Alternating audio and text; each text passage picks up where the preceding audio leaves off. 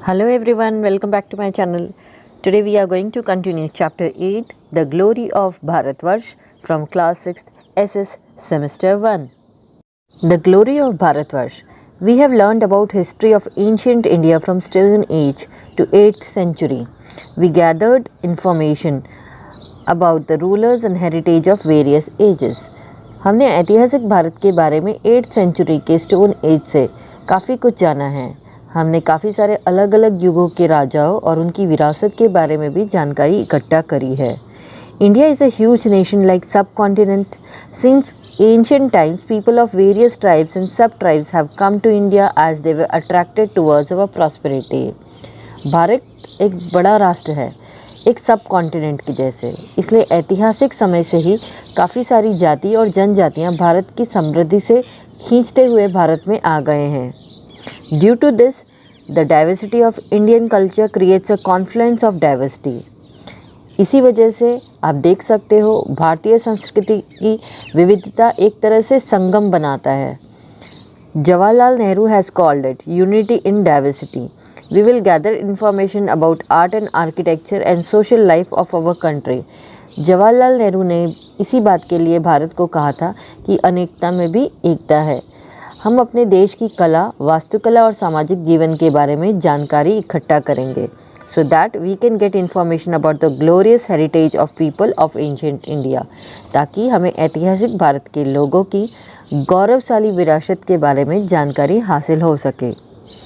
Ancient India agriculture. We get maximum food we consume and things we use in our daily life from farm products. हम लोग ज़्यादातर जो चीज़ें खाते हैं या फिर जो चीज़ें अपनी हर रोज़ की ज़िंदगी में इस्तेमाल करते हैं वो सब हमें खेती से ही मिलती हैं। Farming began in ancient India. In those days, also various tools and irrigation facilities were developed for farming. खेती की शुरुआत कब हुई थी? इसकी शुरुआत ऐतिहासिक भारत में ही हुई थी। उन दिनों में भी खेती करने के लिए काफ़ी सारे औजारों और सिंचाई की सुविधाओं का विकास हुआ था। In ancient times wheat, barley, paddy, jowar, millet, sesame, peas etcetera were cultivated. तो पुराने समय में भी wheat, barley, paddy, jowar, millet, sesame, peas इन सब चीज़ों की खेती हुआ करती थी। Tools in Harappan culture plough has not been found among tools used in agriculture, but plough-shaped toy has been found, so it can be said that they were using plough for farming. तो Harappan culture में जो औजार खेती करने के लिए मिले उसमें हल नहीं मिला, लेकिन हल के आकार का एक खिलौना मिला है। तो ऐसा कह सकते हैं कि उस समय के लोग खेती करने के लिए हलों का इस्तेमाल करते होंगे। Use of iron tools had been increasing in the field of agriculture. It includes axes for clearing forest and front portion of plough used for plowing soil. In addition, they were familiar with sickle, axe, etc. also. तो खेतों में कृषि करने के लिए लोहे के औजारों का ज़्यादा इस्तेमाल होने लगा। इसमें जंगलों को साफ़ करने के लिए कुल्हाड़ी भी शामिल थी और खेतों की जुताई करने के लिए हलों के आगे वाले हिस्से का इस्तेमाल किया जाता था। इसके अलावा वो लोग कुल्हाड़ी और दरांती से भी परिचित होंगे। Irrigation without rich villages, it was difficult for kings and their kingdoms to survive. Just as new tools and seedlings were important steps for development of agriculture, irrigation also proved to be very useful. At this time, canals, wells, lakes and artificial reservoirs were created for irrigation. अब next बारी आती है irrigation की। तो बिना अमीर गांव के राजाओं और उनके राज्यों को बनाए रखना भी बहुत मुश्किल था। नए औजारों के जैसे ही अंकुर यानी जो खेती के विकास के लिए बीजों के लिए भी बीज भी बहुत ज़्यादा महत्वपूर्ण थे, उसके लिए बहुत ज़्यादा महत्वपूर्ण कदम उठाए गए। सिंचाई भी बहुत ज़्यादा उपयोगी साबित हुई थी। इस समय में सिंचाई के लिए काफ़ी नहरों, कुओं, तालाबों और कृत्रिम जलाशयों को भी बनवाया गया था। Ancient India rural life. Life in the village of north and south was as follows. The head of the village was called Gram Bhojak in the North India. Usually people from the same family remained on the post for generation. This post was hereditary. तो उत्तर और दक्षिण के गाँव में ज़िंदगी कुछ इस तरह थी। उत्तर भारत के गाँव में जो मुखिया होता था उसको ग्राम भोजक कहा जाता था, ज़्यादातर उसी परिवार से लोग अपने आने वाले समय में उनको ही वही पोस्ट मिलती थी।